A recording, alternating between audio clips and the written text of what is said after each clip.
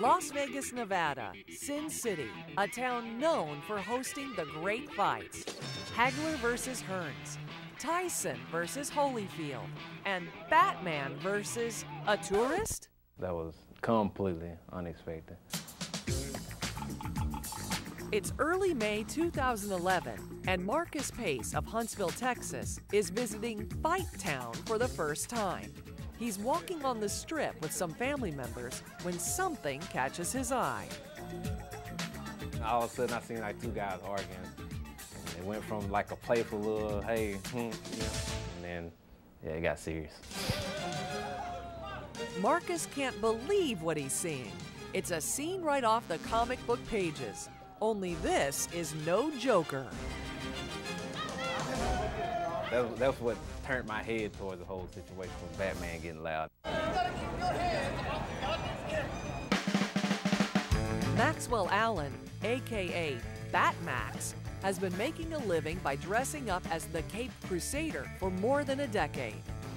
First on Hollywood Boulevard in Los Angeles, and in 2010, he moves to the Las Vegas Strip. Here we go, Mom. I like being my own boss. I like working with the kids, and I kind of like being out there. Like virtually all of the street characters on the Strip, Batmax works solely for tips, posing for photos, and then relying on the generosity of Batman's adoring fans for his income. Everybody thinks, you're making great, money every day, which is not true. I mean, one day you can do really well, up to $100 a day sometimes. And then other days you could be out there, 2-3 hours and hardly make anything, not even bus fare. We do work on a propina for the photos, guys, okay? Now, did you want all of us?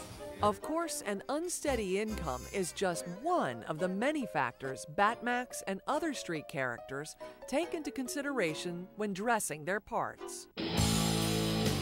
You get a lot of drinkers, and of course a lot of comments, a lot of insults.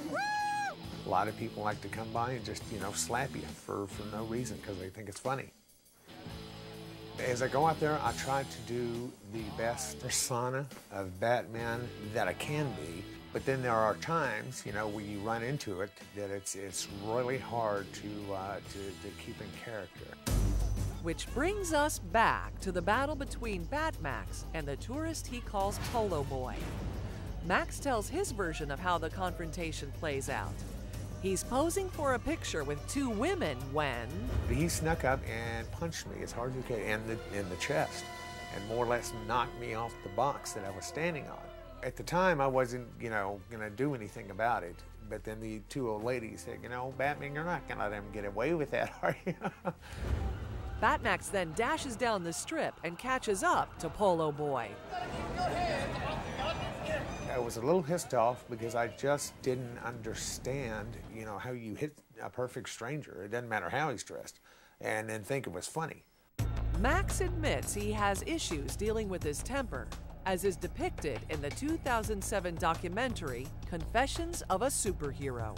I let a lot of people walk away, but there's just some that I don't. They need it. They need to be beaten down to open their eyes. And all I'm doing is volunteering for the job.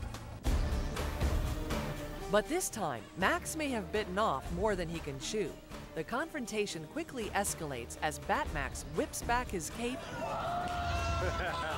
and prepares for battle. Polo Boy taunts him with his impersonation of Spider-Man. Is it serious? Max is not amused. And before you know it, holy fisticuffs, it's on! I didn't expect it at all.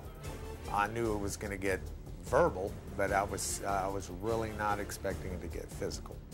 Smack, bang, pow! It's a mano-a-mano two-man melee. Batmax gets Polo Boy in a headlock, but the tides quickly turn as Polo Boy lifts him in the air, slams him onto the pavement, and follows up with a series of fists to the head. When he slammed me onto the water bottle, so the impact on me wasn't that bad. It looks like it's really brutal, but it didn't hurt. It hardly affected me at all. The rubber took a lot of impact onto it.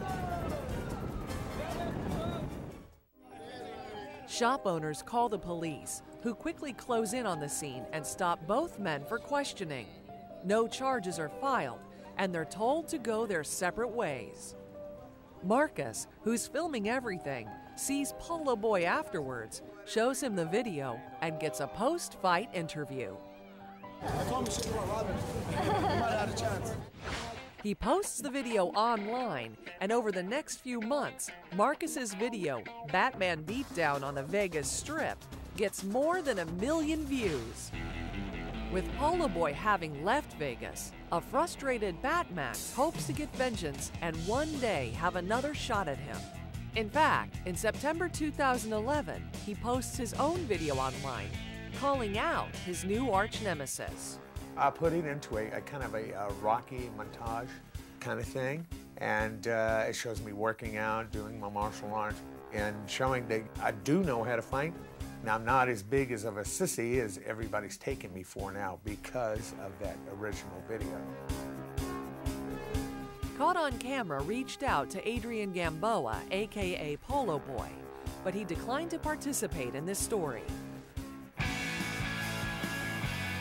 Back on the Strip, things have changed for several street characters since the Batmax Polo Boy smackdown.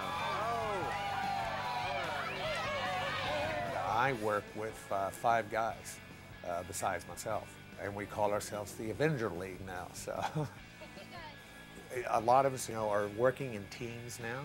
A lot of characters also carrying like pepper spray and tasers and other weapons that are legal to carry. And what if Polo Boy ever answers his call out? If we see each other again, I'm gonna ask him. Are you sorry for it or not? If he is truly sorry for it, I'll forgive him. But if he's not, then well, let's set it up, buddy. Seriously. I ain't doing it.